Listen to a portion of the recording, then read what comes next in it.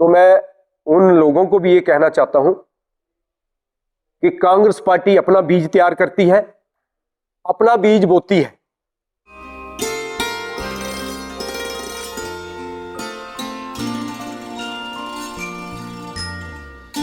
प्राकृतिक वैभव से परिपूर्ण हिमाचल प्रदेश की चोटियां, नदियां, झरने और यहाँ का कण कण अपनी समृद्ध सांस्कृतिक विरासत की गवाही देता है। आध्यात्मिक शांति से भरे वातावरण में यहाँ के भोले भाले और मेहनती लोग सकारात्मक ऊर्जा से संचारित रहते हैं। नाम मात्र के संसाधनों से विकास यात्रा शुरू करने वाला ये पहाड़ी प्रदेश आज जिन ऊंचाइयों पर पहुंचा है, वो प्रदेश के मेहनतकश और भोले भाले लोगों की कड़ी मेहनत, ईमानदारी और दृढ़ संकल्प का प्रतिफल है।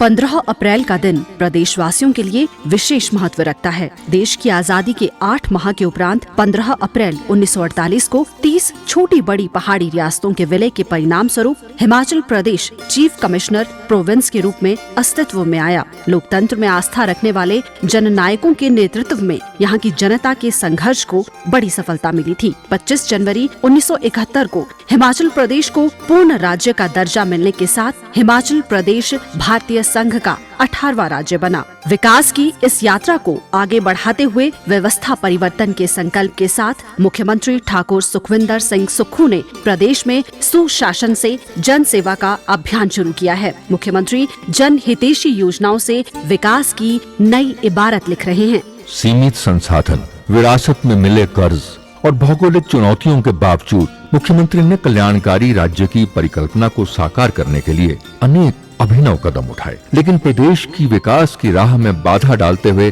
भारत सरकार ने राजस्व घाटा अनुदान रोक दिया।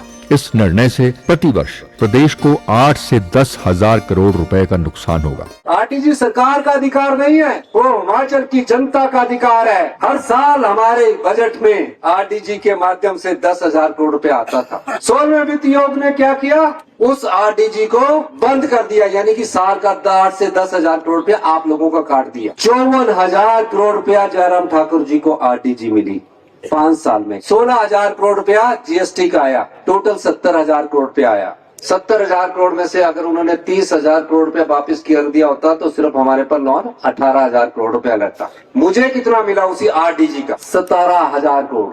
हमने उससे स्कूल अच्छे किए, ओल्ड पेंशन स्कीम दी, 70 साल से ऊपर का सारा ईयर दिया। मुझे 70,000 करोड़ रुपया मिला होता, ये प्रदेश कर्ज मुक्त होता, किसी प्रदेश के किसी व्यक्ति पर कर्ज ना चढ़ा होता। जहां आरटीजी रोकने का ये निर्णय प्रदेशवासियों के हितों का हनन है, वहीं मुख्यमंत्री दृढ़ संकल्प के साथ विकास पथ पर आने वाली हर बाधा को पार कर हिमाचल को आत्मनिर्भरता और खुशहाली के पथ पर अग्रसर कर रहे हैं। प्रदेश सरकार प्रतिबद्धता के साथ जनता के साथ किए वायदों को चरणबद्ध तरीके से पूरा कर रही है। ग्रामीण अर्थव्यवस्था के सुदृढ़ीकरण के लिए सरकार ने ठोस कदम उठाए हैं। हिमाचल प्रदेश प्राकृतिक खेती से उगाई गई फसलों पर किसानों को एमएसपी देने वाला देश का पहला राज्य है। प्रदेश सरकार ने प्राकृतिक खेती से उत्पादित गेहूं का न्यूनतम समर्थन मूल्य 60 रुपए से बढ़ाकर 80 रुपए प्रति किलोग्राम, मक्की का समर्थन मूल्य 40 रुपए से बढ़ाकर 50 रुपए प्रति किलोग्राम तथा कच्ची हल्दी का समर्थन मूल्य 90 रुपए से बढ़ाकर 150 रुपए प्रति किलोग्राम करने का निर्णय लिया है। गेहूं का दाम जो पिछली साल जो था 60 रुपए था और इस बार जो है 80 रुपए किया, और मक्की का दाम 40 था और उसको 50 किया, और जो है हमारी हल्दी का दाम तो इतना बढ़िया किया है 90 से सीधा 150 रुपए। और हम सरकार का आभार व्यक्त इसलिए करते हैं क्योंकि हम प्राकृतिक खेती कर रहे हैं। पांगी घाटी में प्राकृतिक रूप से उगाए जा रहे जौ की एमएसपी को 60 रुपए से बढ़ाकर 80 रुपए प्रति किलोग्राम किया गया है। इसके अतिरिक्त पहली बार अदरक के लिए 30 रुपए प्रति किलोग्राम का समर्थन मूल्य निर्धारित किया गया है। मैं 10-12 साल से अदरक की खेती करता आ रहा हूँ। मैं हमारे हिमाचल प्रदेश के माननीय मुख्यमंत्री ठाकुर सुखविंदर सिंह सुक्खू जी का दिल की गहराइयों से धन्यवाद करता हूँ, जिन्होंने अदरक के लिए 30 रुपये समर्थन मूल्य जो है आम किसानों को एक राहत भरा फैसला सुनाकर अपना सबको एक अच्छा संदेश दिया है।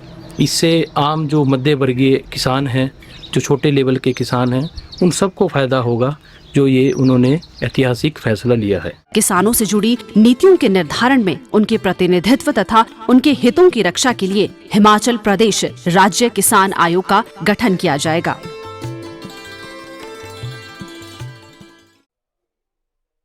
और अपना ही फसल तैयार करती है, वो उधारी फसल नहीं लेती है, वो जिसको हम देसी भाषा में कहते हैं कि उबड़ बीज नहीं बीजती है।